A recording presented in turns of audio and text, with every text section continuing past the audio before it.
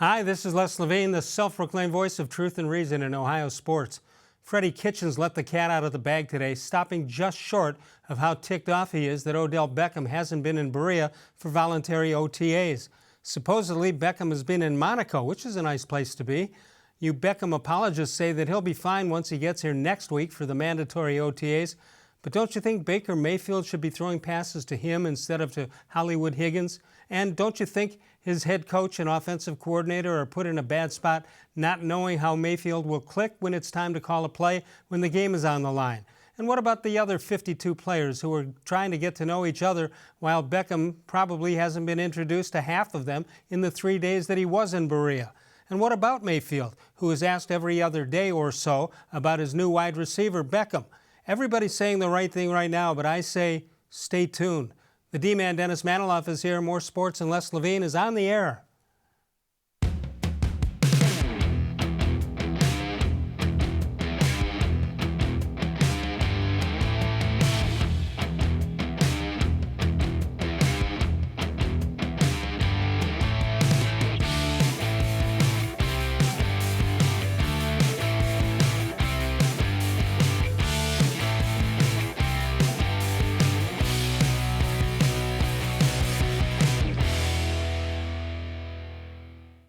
Well, I thought we got a lot accomplished. The base of everything that we're going to be doing is probably in.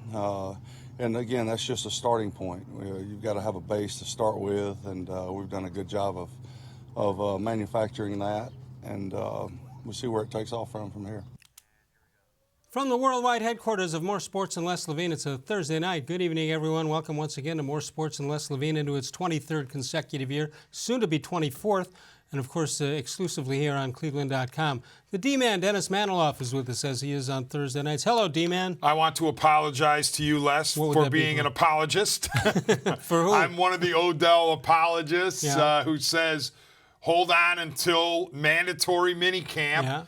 That said, I see where you come from or hear where you come from, and others, including Kitchens, who seems to be getting more impatient by the day. I get it, but I'm not going to pass judgment until and unless he's not here for mandatory mini. Yeah, don't you think in best of all worlds that he would be here? Of course. I mean, you'd like to see him here, no doubt. But I think here's the deal. If the Browns did not know what they signed up for or traded for in this case, then shame on them. True. He is a diva. Odell Beckham Jr. is a diva. That is not meant as a pejorative necessarily. He just is. Okay, whatever diva you want to think about in terms of that term, but he's not a guy that's going to come easy. He's not going to be there at every voluntary thing. He's not going to be without controversy. It's just who he is. So buckle up. All right, first of all, I want to congratulate you on using the word pejorative for the first time ever in 23 years on this show. Thank you and congratulations. When the book is written, that'll have its own section. We were just, one of the fun things about baseball, and I don't want to go behind the curtain too much, we just spent about a half hour talking about one game in Cleveland Indians history. We'll tell you about it a little bit later. Yeah. But there were so many offshoots to the game and people involved and all that stuff. That's one of the fun things about the game of baseball. There's no doubt. Going back and looking at old games, and we're teasing it, but we'll wait, because we have our graphic for it. But, it's so cool to go back and dig up the old game, then check the box score, who got the hits, who was playing. You forget how everything intertwines in an era of baseball. Yeah, who was managing, who was coaching. It's crazy, yeah. 216-575-0403 is the number to call. You can email us during the show at reallesslevine@gmail.com. The D-Man, Dennis-Manoloff, is here. In a few minutes, we'll check in with Mike Masetta out at Nature Zone and find out what Mike is thinking. We're not talking about baseball in this first segment, but Oscar-Mercado really looks good, but he is so raw. He's made 5 or 6 already. I don't know how many games he's played in, 12, 14 games. From the games that I've seen, he's made 5 mental mistakes or 6 mental mistakes. Yeah, it certainly appears that he's rough around the edges when it comes to the nuances of the game. But I really like his approach at the plate. I like his swing. I like his movements, at least his speed, and how he runs. But yeah, there's things that need to be cleaned up. Next time you see him, will you tell him if they're down 5-0 in the 7th inning and there's a pass ball that goes at least not more than 10 feet away from the catcher, there's no reason to try to score. Yeah, that's true, Les, but it is interesting that you and I are talking now as opposed to, 36, 38 hours earlier. If we'd have had a show, we would have been completely burying this team after It's the beauty of baseball. Presumably getting swept out of Fenway, and instead they rally somehow in Game 2. They're back under the magic number of 10. They're only 9.5 out. They did hit the magic number of 10, which is not good. When you fall behind at any point in the season by double digits, you generally don't come back to win Well, the and the other division. thing is, this has been the Indians' line for the last 3-4 weeks, and that is there's still 16 games against Minnesota, and 3 of them come up this coming weekend or next weekend. Yes. 216-575-0403 is the number to call. All right, the AFC North has been analyzed and overanalyzed. Let's take a look at what one analyst has said, and that is CBSSports.com. This is the offseason grades, not counting the draft. You've got the Cleveland Browns D-man at A, Pittsburgh Steelers with a C, the Baltimore Ravens C+, Cincinnati Bengals with a C-. What do you think? You know what? It's all paper to me, or digital, as a case may be, text, what have you. It doesn't mean a whole lot to me. I think most people realize that the Browns have a lot of potential. It doesn't take experts to grade or assign that. Most people would believe the Browns have potential, but I'm not willing to dog specifically Pittsburgh and Baltimore along the way. All right, let's take a look at what the Browns have done in the offseason. The key additions, Odell-Beckham, Kareem-Hunt, Sheldon Richardson, Morgan Burnett, as well as Eric Murray and Olivier Vernon. They've lost Jabril Peppers in the trade.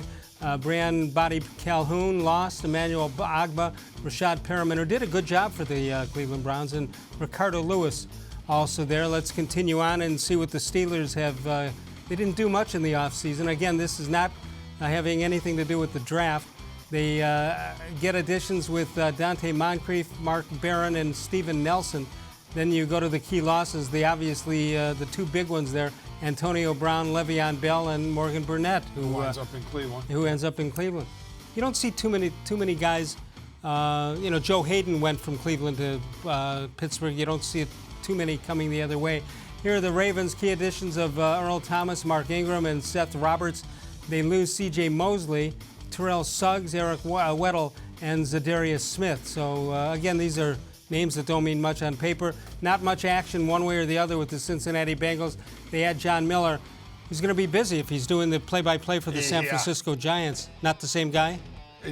No. No, not different guy. Tyler Kroft and Vontaze Burfict is a key loss for Cincinnati. Can you have Brian put the Ravens graphic back up? Well, why don't you ask him?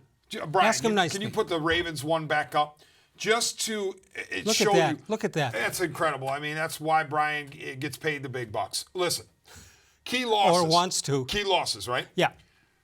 We would think from here, from Cleveland, that those are key losses. I listen on, I think it was Bull and Fox yesterday, a Baltimore guy, either with the radio or with the fan. I think he was with the fan in Baltimore. And he says, Mosley can't cover.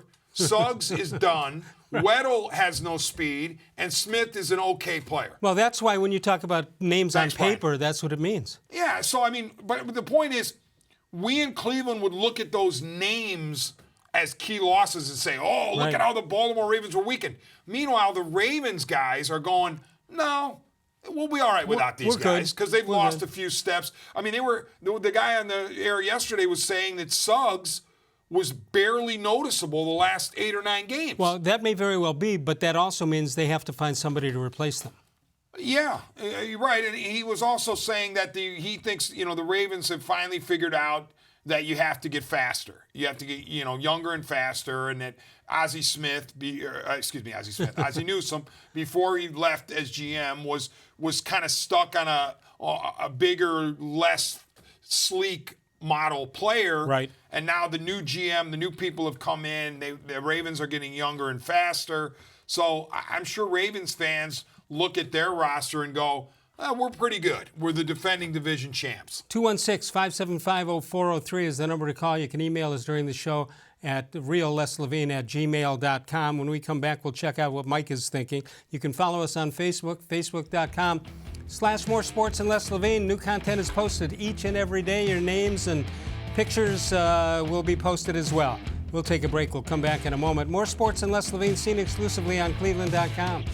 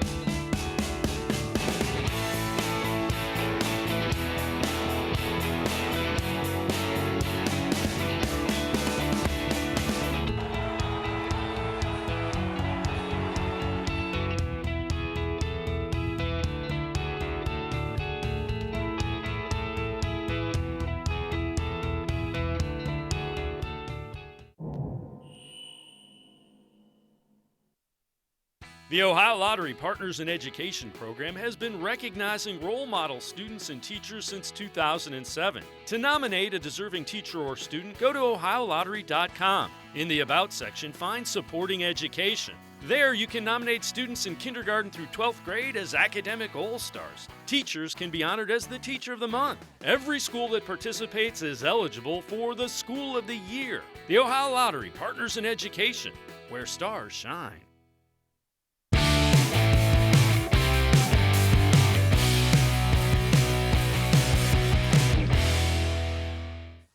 May 30th is the day. Let's check out the birthdays for the day. Amos Ruzzi was 1871, but he's a Hall of Famer. Gale Sayers, one of the greatest running backs I've ever seen if he didn't get the injured knees. Kurt Response from 1947. Manny Ramirez celebrating a birthday today. Greg Little and Harrison Barnes all celebrating a birthday on the 30th of May. Time for a How Come Quickie. D-Man, answer this. How come if the Toronto Raptors win it all, do they get invited to Buckingham Palace? What do you think? Very the nice. Queen will greet them? I get it, yeah. Let's I check. don't think that's going to happen, but You don't if it think does, so, even with the home court advantage?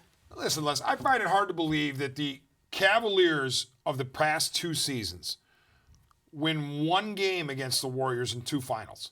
Granted, the Warriors had Durant. Then you're going to tell me that in this finals, the Toronto Raptors, who are there for the first time, are going to win 4 out of 7? I wouldn't think so. Las Vegas doesn't think so. I don't know what Mike Masetta thinks. Mike, what are you thinking other than, wow, it's Nature Stone? Hi, Mike. Hey, Les, how you doing tonight? I'm doing well. We've got great bench strength. We can move you from Monday to Thursday to Tuesday, and you do just as good a job no matter what night you're on. I'm a utility player, Les. I'll come on anytime. Excellent. The D-Man, Dennis-Manoloff, is with us. All right, what are you thinking? First of all, are you rooting for or against the Golden State Warriors? And whichever way you go, what reason? Well, I'm going to say that I'm rooting against them. I'm not a Steph Curry fan. I just throw that out there.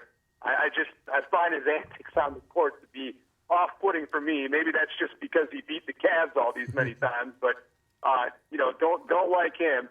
And the Warriors have won it so many times now that it would be nice to see a team like the Raptors, come from behind the Cavs to get to the championship and then overcome them and get a win there for the people in Toronto.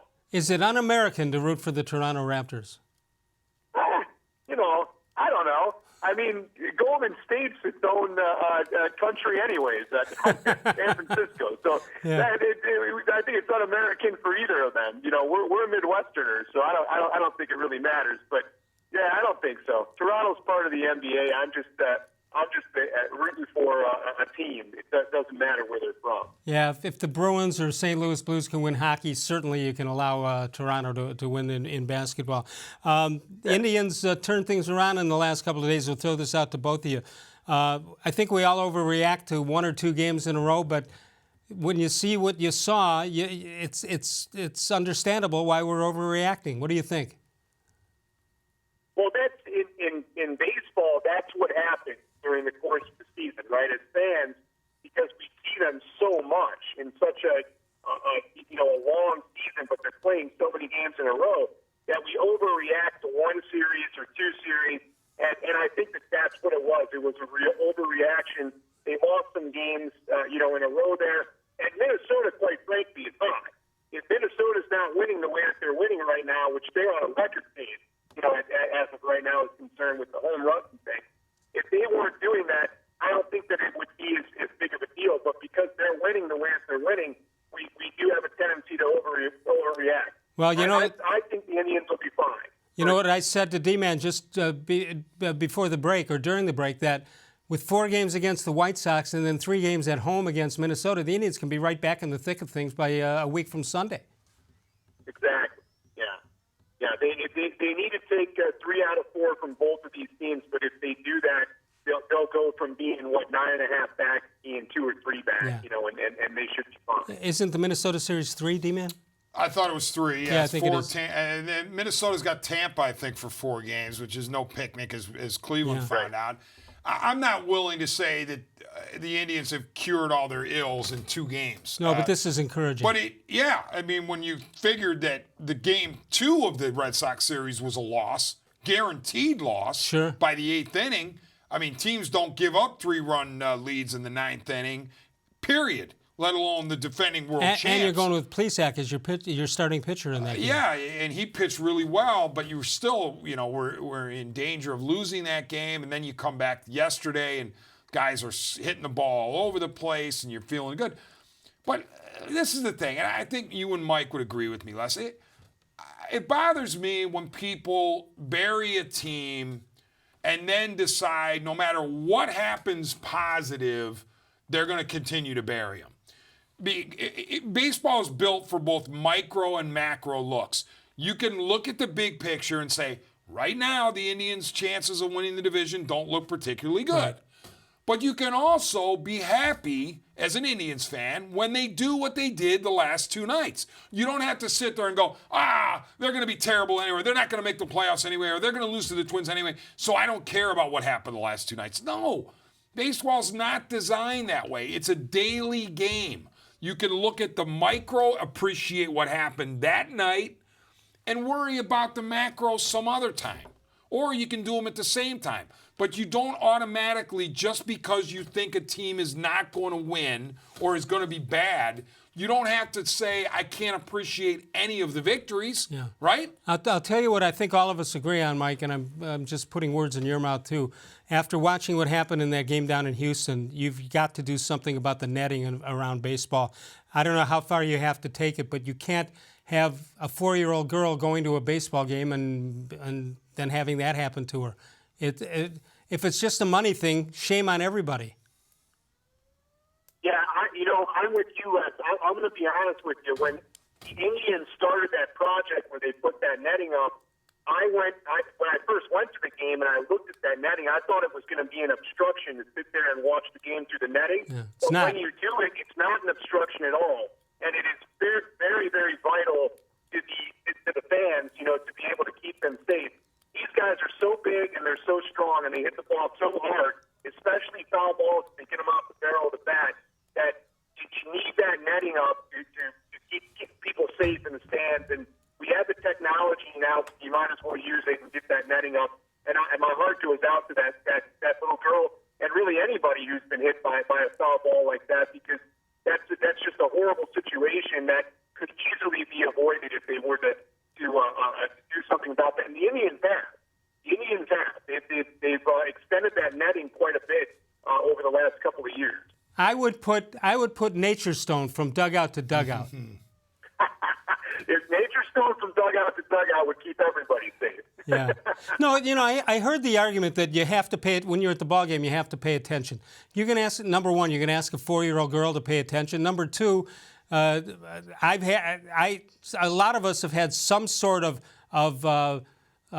skills with a glove, but when a ball's coming up 100 miles an hour, I'm the first one diving to the ground. Yeah, I don't know what that means. You have to say, I'm at the ballpark to be entertained. You know, and sometimes my entertainment is eating a hot dog or drinking a beer or something. So, you know, I'm not always paying attention to what's going on, and neither are my kids. So, D-Man, you know, D-Man, are you dumping the hot dog and beer to get out of the way, or what are you doing? I mean, I've definitely been gun shy when balls have come toward me or in my vicinity. I totally agree with. I said it on a radio show this afternoon that the nets need to be extended basically to the foul line at every major league park. And not only that, I think every organization should mandate that its affiliates do the exact same thing. You go to at the Captain's minor Park, league level. you go to Lake County, and you're right on top of the play. Listen, I've always said, because I cut my teeth at the Plain Dealer covering minor leagues. So that's before I even stepped foot in the major league ballparks. I was at Thurman Munson Stadium in Canton. I was in, obviously Canal and all this. And I would go and watch foul balls go into minor league ballparks stands and wonder how in the world are people surviving? Because here's the thing. You have more kids in the line of fire, so to speak, because the tickets are less expensive. Sure. So you have more families that are closer to the action with no netting. Right. I'm amazed and thankful, actually, that we haven't had more tragic stories coming out of the minors given the lack of netting there. All right, Mike, when we get back from our break, D-Man and I are going to discuss Gerald McCoy, who's visiting with Carolina. Do you have a thought one way or the other on whether there's an advantage to the Browns in trying to get him with him not visiting at Baltimore and now at Carolina, or do you even want the guy? Gerald McCoy would be a big upgrade to our defensive line in terms of depth. So from a depth standpoint, I would love to have him. I don't know that I would break the bank for him like, say, Carolina might, because they may need him as a starter. We don't need him as a starter. We need a more. We're losing you. There's a reason why he got cut. It's because they couldn't trade him. And so the fact that they couldn't trade him got him cut. There's a reason why that happened. And that's not to say that he doesn't have another year or a couple of years left in him, but for where our team's at in the talent level, the talent upgrade that we've had, I see him more as a backup or a rotational player who would fit in real nicely, but I'm certainly not going to spend that kind of money for him, and he's obviously out looking for more coin, in my opinion. D-Man, you have a thought before we go to break? I would like to see McCoy here, obviously. You add another talented player to a roster that has accumulated it or looks that way on paper. But I will say this, from what I've read, McCoy is not necessarily expecting to play every down. Given his age, he wouldn't mind a rotation. We think, Gerald McCoy, because he's so good and because he's so talented, he automatically wants to play every down. He wants to extend his career, and he's in his 30s now. I think he'd be willing to rotate. The key is the money has to be right. He's going to go where the money is, and obviously he wants to win. Hey, Mike, I just want to tell you, in the last week since I last talked to you, I've had 3 different people tell me how great your product is and how less expensive it is than they thought it would have been. And I just want to pass that word on to you and to the people who watch this show. Thanks to Nature Stone. Wow, it's Nature Stone. Thanks for being part of the show. We appreciate it very much. Yeah, Mike. Well, we love being a part of the show, and that's why we're in this business. My father started this a long time ago, and we've just been real blessed, and I'm just real happy to hear that. Thank you, guys. All right, Mike, we'll talk to you Mike. soon. Thank you very much, Mike Masetta from Nature Stone, one of the great local companies that we are glad to have here. 216-575-0403. When D-Man and I get back, we'll continue our talk. We'll talk with you on Gerald McCoy. If you've got some comments you'd like to make, we're open on the phone lines. Northfield Park is your home for live and simulcast racing. You can catch the excitement of live harness racing Monday, Tuesday, Wednesday, and Saturdays with a post time of 6 p.m. Visit Lady Luck's Clubhouse for your dining pleasure. Saturday evenings featuring a buffet, just $15.95. Free admission, free parking every day at Northfield Park. Dennis-Manoloff and I return in a moment exclusively on cleveland.com.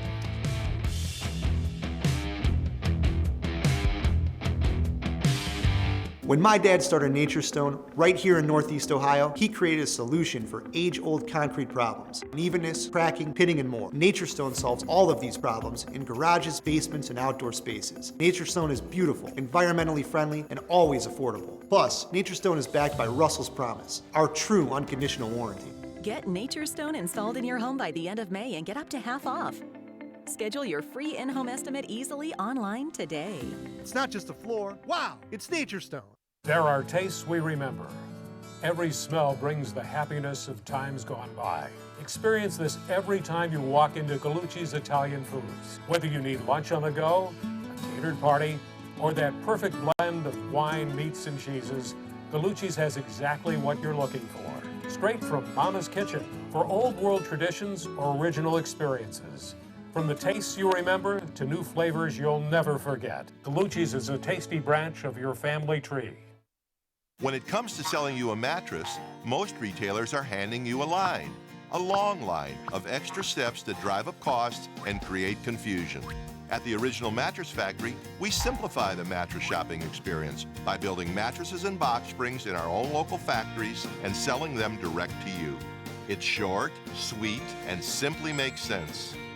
So experience more than just a mattress store. Experience an original, the Original Mattress Factory.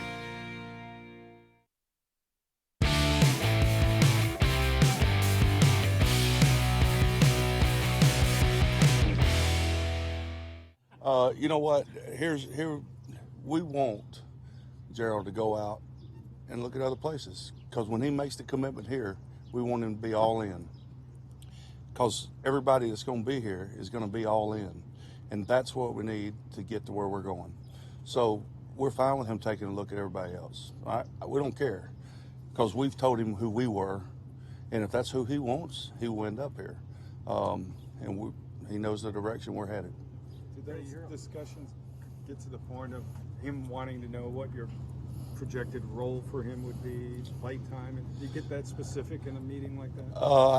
No, didn't really get that specific. He knows he's going to be playing. I know the more good football players you have, the better you are, the better rotation is. The better you can get after a quarterback in a 2-minute drive. There's a staggering stat of something like 78% of 2-minute drives, if you have a sack, you give up a sack anywhere along that way, your chance of scoring goes under 20%. So he knows when we want to put pressure on the quarterback. He knows that's what we're going to be about, and hopefully he wants to be a part of it. That, young man, is a interesting stat that only comes from analytics, and that was that if in a 2-minute drive, if you create a sack, they're only going to score 20% of the time. Yeah, you're right. That is an analytics based. Yeah. So what number. you do is you teach them how important it is to sack them in that last 2 minutes. Is it me, or am I noticing that Freddie-Kitchens has kind of passed his own OTAs, his own preseason practice? He's already become very proficient in front of the cameras, in front of the microphones. It's not just you. I agree with that assessment. I think he's a guy who cannot wait until mandatory minicamp. That's what he's salivating for, because then he gets to take into account who's there and who's not, and who's giving him max effort and who isn't. Yeah, and there's no question, if you listen to him, he got a little assertive today about Odell-Beckham and the fact that he's not here. Yeah, and here's the thing. Again, I'm I guess what you would qualify or put into the category of a Beckham apologist, in that I want to wait until mandatory mini before I pass judgment. As I said to you, though, I can see the other side. And in Kitchens' case, when you're a rookie coach, this is your first run as an NFL head coach, and you inherited a diva, you've got to show some degree of toughness, if you will. You have to convey somehow, some way, that you're not going to be walked all over. Right. I'll go one step further. He's seen him on film. He's talked to him and all that stuff. In reality, he doesn't know what he actually has. He hasn't seen the live version of Odell Beckham. Right. And I don't blame Kitchens for his wording today, sort of the sense of urgency that he's conveying. Which he didn't have before. Not nearly as much, but, again, I don't blame him. I'm sure Monken has said, hey, love to see this guy. But if you didn't know what you were signing up for or trading for, then shame on you, because Beckham he's an interesting guy. All right, I'm not going to call him a problem because he's not coming to OTAs. Because, in fairness to Beckham, there are plenty of players around the league who have resumes who have not reported or have not taken part in very many, if any, OTAs. But you have a new head coach, you have a new offensive coordinator, and what you have, and new guys on the line. So and a team that hasn't won. And a team that hasn't won. Right. But going back to what you do have, and they're trying to absorb what the new offense is, when the mandatory minicamps start next week, you're going to have to stop and go back to the beginning in some cases. You're going to make, I was going to say 10 other guys, but it's more than that, because you got your depth and you got guys trying out and practice squad and all that stuff. So you may have 30 or 40 guys. You have to hold the presses, stop the presses, and teach Beckham what you're doing. Except, all right, but here's where my apologist aspect comes into play again. Fire away. I'm going to hope that Beckham has been sent a copy of the playbook, or somebody has downloaded it for him. He gets a chance to look things over so that when he comes to camp next week, and I'm going to be optimistic that he does, because if he doesn't, then there's a huge problem. Assuming that he does, I'm going to say that he doesn't have to be walked through everything, that he's going to pick things up if he hasn't studied it already. No, but the game is so close, and baseball is a game of inches, but football can be at times, and that connection between the quarterback, Baker Mayfield, and the wide receivers is so close. I just hope this doesn't drag them back into a problem. I agree. I agree. And, I'm concerned because I believe in Beckham's talents, but I also see what's happened over the years. I wonder about his injury situation. What is it? Half the games played in the last 2 years. So, and I'm also wondering, is he going to get bored in this town when he had all these people clamoring for him in the metropolis? Is he going to get bored around here? But you can't worry about that yet because we haven't gotten there yet. 216-575-0403 is the number to call. More Sports and Les Levine will continue in just a moment. Talk about Baker Mayfield. We all have high hopes for him after that tantalizing year last year. How much better can he get and where can he improve? We'll go into that. We'll also check out the voicemail of Truth and Reason. If you've got something you want to say, you can't call us during the show, which is aired live from 6 until 7 p.m. Eastern Time. You can call anytime. Leave a message. We'll use some of the best messages on a future show. That voicemail number, 216-200-6650, 216-200-6650. Dennis-Manoloff and I return in a moment exclusively on cleveland.com.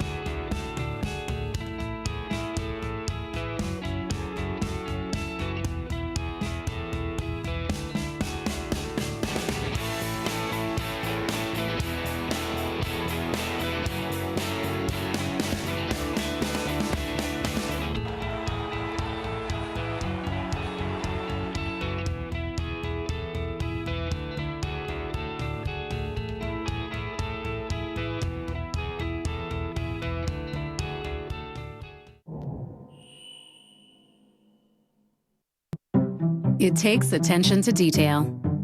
With your local Bryant dealer, you're getting more than just a technician. You're getting someone who pays attention to your needs and the little things that make a big difference. It takes a dealer you can rely on. And to keep your family cool this summer, let me show you how this works. It takes Bryant. Bryant. whatever it takes. And to keep your family comfortable, it takes Smiley One Heating and Cooling. Find them at 440-449-HEAT.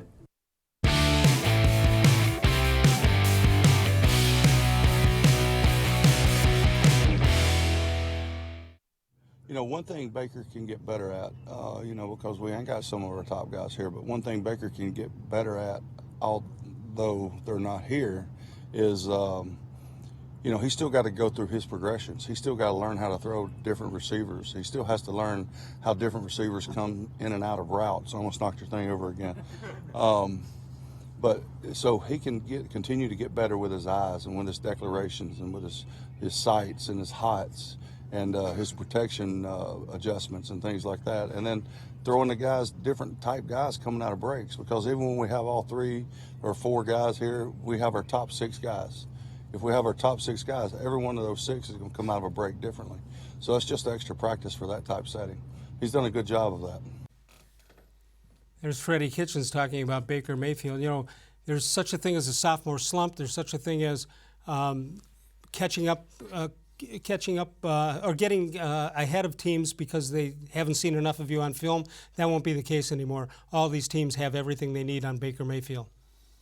Yeah, and Mayfield, though, will say, hey, I got a lot of room of improvement, and you haven't seen anything yet. You know, he could counter with that, but it will be interesting to see how the league adjusts to Mayfield and how much more growth there is in Mayfield, because he showed us an awful lot in a shortened rookie season. Well, that being said, with the addition of Beckham, who's the big play guy, the continuation of guys that he played with last year, I'm talking about Baker Mayfield. Do you expect bigger stats on a per game basis, or will it calm down, or what do the Browns need to win? Big numbers by Mayfield, or just solid quarterback play? I think I would go the latter. I mean, whether you need good, Mayfield has to be really good. I'm not saying when I say his numbers don't have to be fantastic every game. I'm not trying to say that he doesn't have to be good. But I think of Tom Brady. Over the years, the Patriots have won plenty of games in which Brady's numbers are not eye-popping. Right. He just does what the game necessitates. If Belichick feels like they have to run it, then they're able to run it. If he feels like it's a lot of dink and dunk, then they'll dink and dunk. If Brady needs to throw for 400 to win, he throws for 400 to win. That's what winning programs do. They don't sit there and say, well, my quarterback has to throw for 400 every game or we don't have a chance. So I would like to think that the Monk and Kitchens offense is, we're going to do whatever it takes, whatever the situation calls for. If Chubb has to carry it 35 times, then he does. If Mayfield has to throw it 40 times, then he does. But I wouldn't worry about a game-by-game stat line for Mayfield. No, but what'll be interesting if Freddie-Kitchens is able to adapt during games. In other words, you're talking about expecting the way a game is going to go and then realizing, well, maybe it's not, and then you have to change midstream. And that's what you're going to find. That's something Belichick knows by instinct, and that's something that Freddie-Kitchens is going to have to learn. Sure. When to abandon ship. Oh, right. I can't even imagine how difficult it is to be an NFL head coach, let alone a first-year NFL head coach. All the stuff that goes through your mind, everything you have to process. And you could talk about all the game planning you want, and then there's a whole nother layer that you're so good at, Les, which is the game management stuff, the management of timeouts, the management of replay challenges, when to, personnel groupings, when do you go with 5 wide, and when do you go with a full house backfield, as the case was a couple times last year. So I can't even imagine how difficult the job is. But I get the feeling that Kitchens is not going to be overwhelmed by it. He will make mistakes. He's going to lose games, but I don't think it's going to be because he wasn't prepared and because he was overwhelmed. The thing I'd be concerned with and something to watch for is, can he handle being the offensive play calling guy as well as head coach? Not too many head coaches are play callers either at the same time. That's why I know what's been said so far, but I'm getting the impression that Monken is going to have a bigger say in the game calling than we are being led to believe at this point. And Hopefully that's that'll correct. be fine with Kitchens. All right, when we my get back, we're going to take a look at the Indians and their outfield.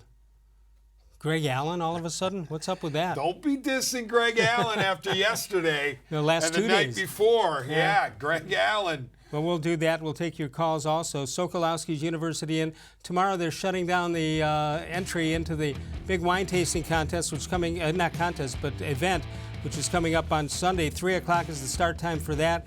All the food you can eat and the great wines from the Wente family estate celebrating their 100th anniversary. Sokolowski's University and not too far behind. They were established back in 1923. I haven't been there since this afternoon, as a matter of fact. And what a great place that is, the winner of the James Beard Foundation Award, which only 5 restaurants in the country win it each and every year. And to my knowledge, they're the only ones in the city of Cleveland that's ever won it. How about that? Mike and Bernie Sokolowski's University Inn. We'll come back in a moment. We'll talk some baseball when we get back. More Sports and Les Levine continues exclusively on cleveland.com.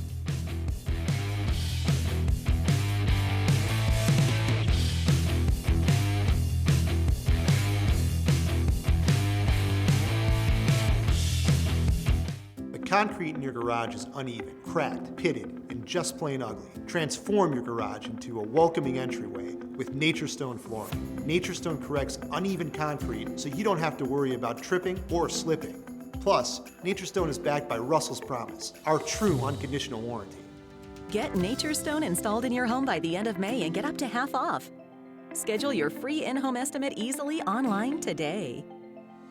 It's not just a floor. Wow, it's Nature Stone. When it comes to selling you a mattress, most retailers are handing you a long line of extra steps that drive up costs and create confusion. At the Original Mattress Factory, we simplify the mattress shopping experience by building mattresses and box springs in our own local factories and selling them direct to you. It's short, sweet, and simply makes sense. So experience more than just a mattress store. Experience an original, the Original Mattress Factory.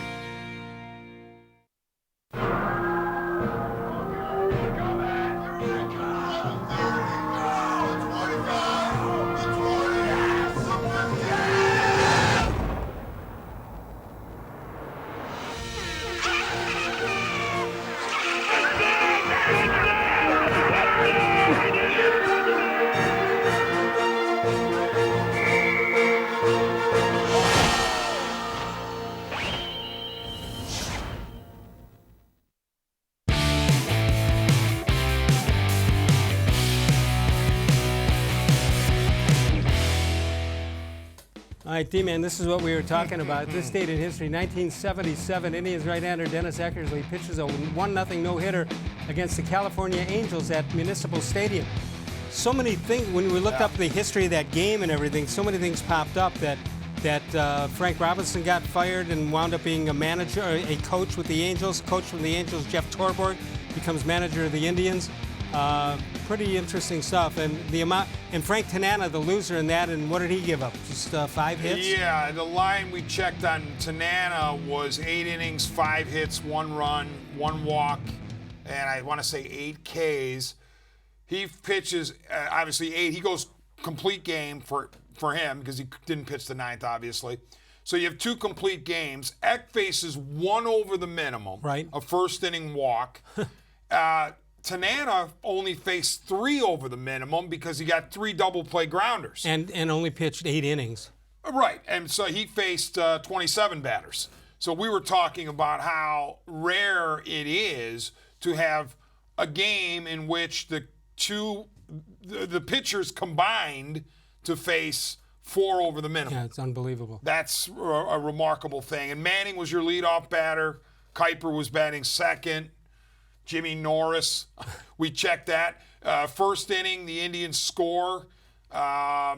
Jimmy Norris squeeze bunts. Tripled. According to the baseball reference, Manning makes an out, Kuiper triples, and Jimmy Norris squeeze bunted him. Either safety squeeze or regular squeeze. You're squeezing in the first inning of a game. With Frank Robinson calling the shots.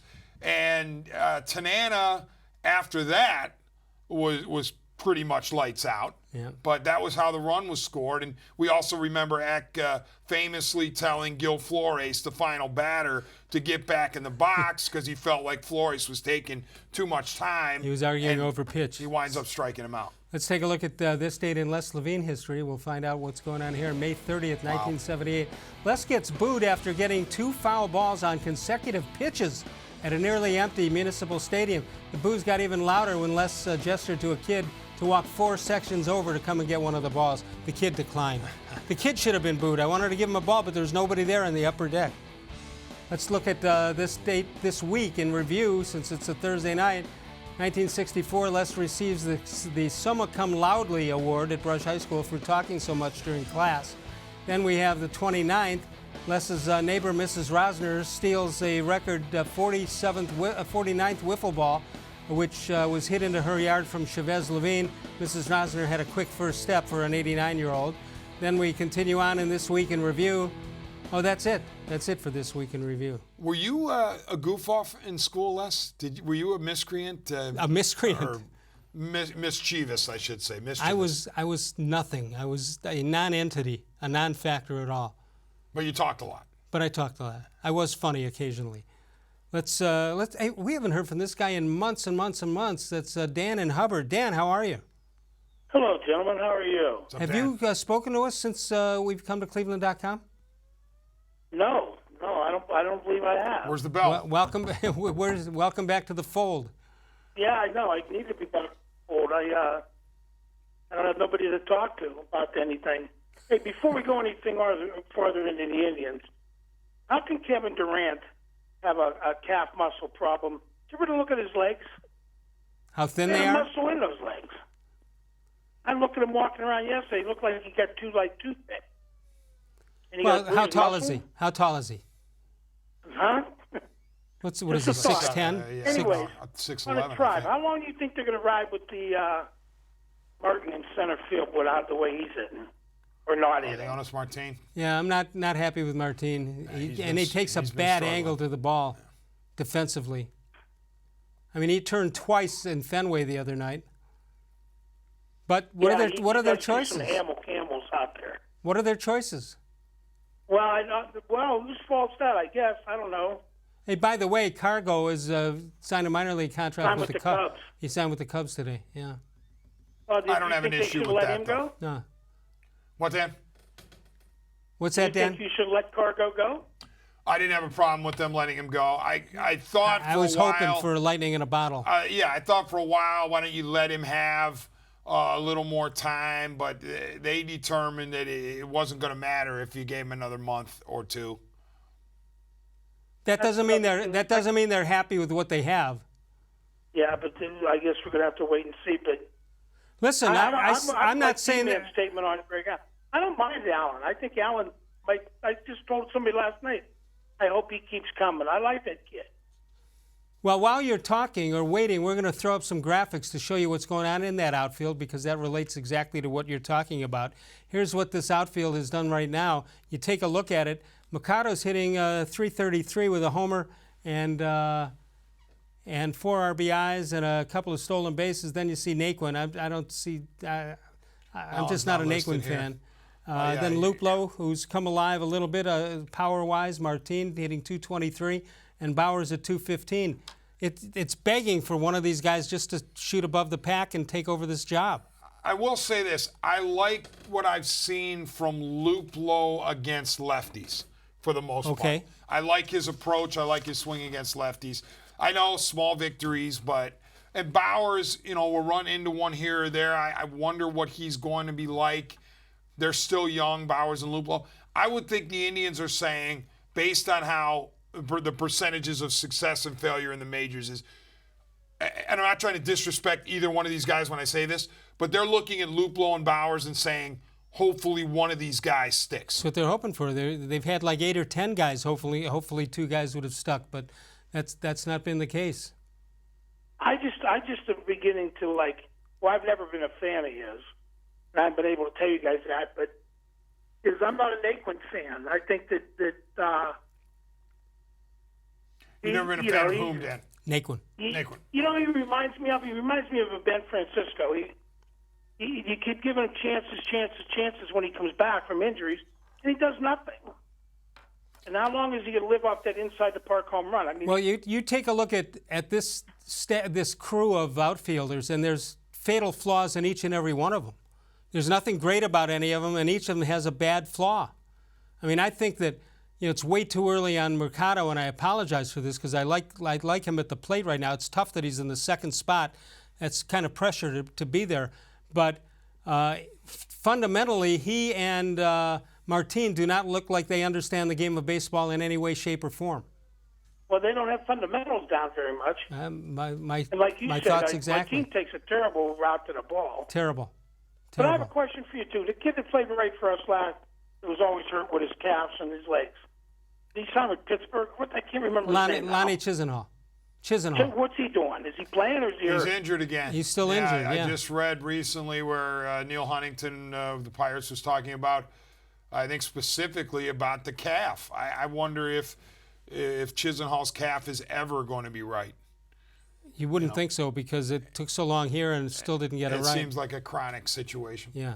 All right, Dan, anything? First of all, welcome. If I don't get a chance, welcome back. Great to have you back with us. Thank you very much. One more question. Yeah. Is Hosey going to come out of this? Who? Ramirez, Hosey.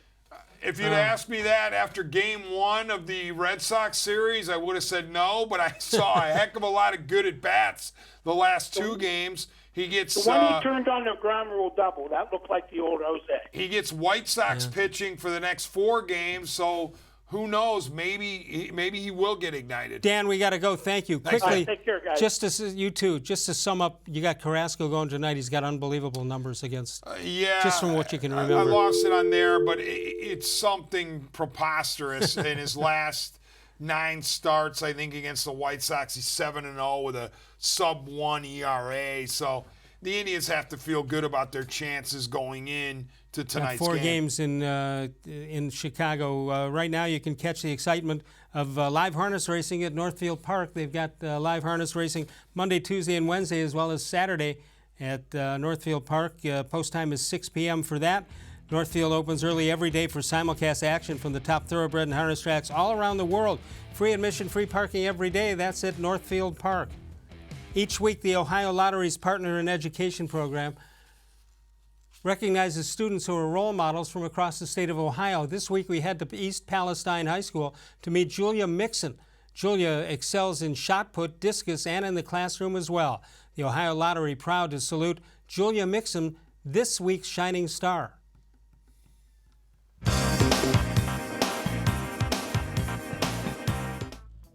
Julia Mixon is an athlete who doesn't need an adversary. Her toughest opponent is herself. It's not mainly getting first place, it's mainly beating your PR or achieving your first goal and then making another goal for yourself. I like the idea of always pushing myself. The junior from East Palestine is a rising star in the discus and the shot put, and she'll be the first to tell you she's not doing it by herself. Well, I couldn't do it without my coaches because I feel like my coaches helped me the most. I also like that my teammates, they critique me as well. So like I critique them, they critique me, so we help each other out. Mixon is competitive on the court too.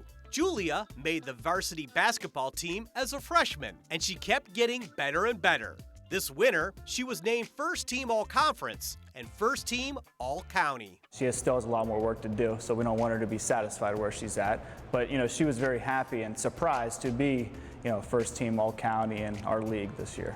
In the classroom, Julia can't be beat. She has been a 4.0 student since day one. Honestly, I would never know she plays all those sports because she works hard no matter what she's doing. If she's, been late nights, doesn't matter. Her work ethic's still the same the next day. She will ask questions if she doesn't understand something or if she wants further consultation with something. She's not afraid to ask any of her teachers for help. So she does look for perfection. Mixon is a member of the National Honor Society, Student Council, and the president of her class. Her goal was to be a role model for her 2 younger sisters, but she's become a shining star for everyone. It doesn't matter your background, that you can push through anything and you can be a role model for the people that need it. Like people are going through a rough time, and when they look at you, that you're giving them hope. If you know of a student who's deserving of recognition, visit OhioLottery.com. Go to the About section, find the tab that is marked Supporting Education, then nominate him or her as an academic all-star. He or she could end up as one of our shining stars from the Ohio Lottery. The D-Man dennis-manoloff is here. Time to check out some How Come Quickies and other emails that have been sent I to us. heard in the pre-show meeting. Well, hold on, because I got to tell you about Facebook. You can follow us on Facebook.com/More Sports and Les Levine with new content posted each and every day. Okay, go ahead. I heard about a How Come Quickie for the ages. Yes, but I got to tell you, I may have to disqualify it. Wow. I may have to disqualify it. Here we go, drum roll. I've never gone into it, but I think that our key contributor, John Patrick, will understand why I think I have to pull one from, I'll show you, and I think you'll agree with me. 216-575-0403. Dave Phillips says, you were talking about fan safety. Nobody's ever commented on MLB that came out with in the last few years with apps for phones to view at the ballpark. The Indians would actually encourage fans at games to look at their phones during the game. Incredibly, right after they announced the fans have to be watchful of objects coming to the field. It's a good point. That is a very I hadn't thought about point, that. Solid point. Mr. Gullible, first of all, Cleveland Bill, I have to, the number one looks good in writing, but it doesn't look good in the delivery, so I got to bounce that also. I hate to be the judge and jury on these things, D-Man. It's such an important part of the show. Mr. Gullible says, Les, I called this one to you the last time you were on radio. How come baseball announcers say if it's fair, it's out of here, but when it's foul, it's still out of here? Right? It's not on the field. Yeah.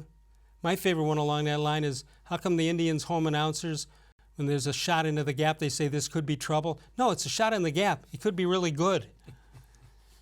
Mr. Gullible continues, how come they play the cavalry charge at Progressive Field when you're supposed to be rooting for the Indians? Just hit you a little late, right? No. Yeah. Please. This one I hadn't checked yet. That's just wrong. It is? That is wrong. I got to use this next week. I can't. It's too long right now. That's why you got to have these shortened. All right, John Patrick, he's our number one person in the How Come Quickie department, but I can't do the first one. John, you do understand, don't you? I can't do the first one. This one is, how come if I willed my body to silence, but science is contesting the will? I'm going to talk while you read this one and see if I'm right about not reading that one. The second one? Yeah, the one right above that one. Yeah. You read it to yourself. Talk amongst yourself. Do you agree that I can't use it?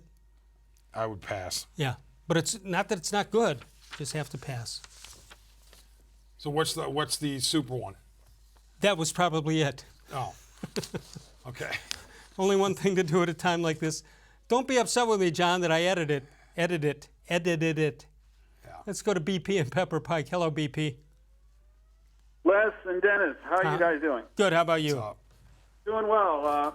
On the beginning of the NBA Finals, I thought I'd call for a quick thought and give you my prediction. I'm predicting Golden State will win in 5 or 6 games. You're the basketball guy in this conversation. What do you think? I think that if Durant plays, Golden State will take care of them quickly in 5 games, but it looks like he's not going to play these first 2 games. So I believe it'll go about 6 games, but still Golden State will basically just outscore Toronto. What do you guys think? Well, D-Man brought a good point up that if Cleveland struggled with LeBron James against Golden State, how in the world is Toronto going to do that? On the other hand, they do have the home court advantage. Does it help them in any significant way? You would think if any time it's going to be this first game here, the crowd will be roaring. Here's how I expect to see it go. Split the first 2. I'll give the Raptors one of those 2 home games. Warriors take care of business in their place. They're up 3-1. That's a stranglehold, with or without Durant. I'm actually not anticipating Durant plays at all. And I think the Warriors win it in 5, no more than 6. Yeah, I agree with you. And I actually think Golden State could win tonight because they really want to prove that they are champions without Durant. So there's huge incentive for Klay Thompson, Steph Curry, and Draymond, and all the role players like Iguodala, Livingston, the whole group, that they're really motivated to come out and I saw some of the interviews. They're really motivated. They're treating this like a serious business trip, which they should. BP has when the Cavs had them in those consecutive series. Did Golden State ever clinch at home? That's a good point. I think they've won all these championships in Cleveland. I'm not sure. I know definitely in 2015. The sweep they did not, but the previous one they did because the one before the sweep they did. Yeah, in that would have been 17. They won. They clinched it in Game 5 at Golden State. That's right. In 18 they swept, so they clinched it here. Yeah, and one last thought. I know you guys are up against it for the time, but I went on Instagram earlier and I saw Odell-Beckham Jr. was in Monte Carlo, France for the Monte Carlo Grand Prix on Sunday. We mentioned that. That's really disturbing. It is to me also. In I fact, just don't, to me it's this guy's on a new team with a bunch of new teammates, a new offense, and he's out in Monte Carlo, France. Playing, it doesn't. Race car driver. There's no difference being in Monte Carlo or being in Garfield Heights. Well, that may not be true. But I think the food's a little better. No, I just picked. It's the first word because I was stuck in a traffic jam in Garfield Heights today. But I think there is a difference because you're talking about 7,000 miles away. I mean, come on. No, I don't even mean that. I mean, Monte Carlo, France. Monte Carlo is kind of a slap in the face as opposed to some city in Middle America. I would like Cleveland. No, I agree with you. I wasn't bothered by it, but I think this kind of hit me where it hadn't hit me before. All right, BP, great to talk to you. D-Man, great job as always. Hey, it was a blast. I'm still trying to wrap my brain around that final how come quick. That's all right. It's just poetic license I took and decided to. Happy anniversary, Eck. In 77. Terrific. All right, thanks. We'll see you on Monday. Thanks to Dennis-Manoloff. Of all the shows I've ever done, this was the most recent.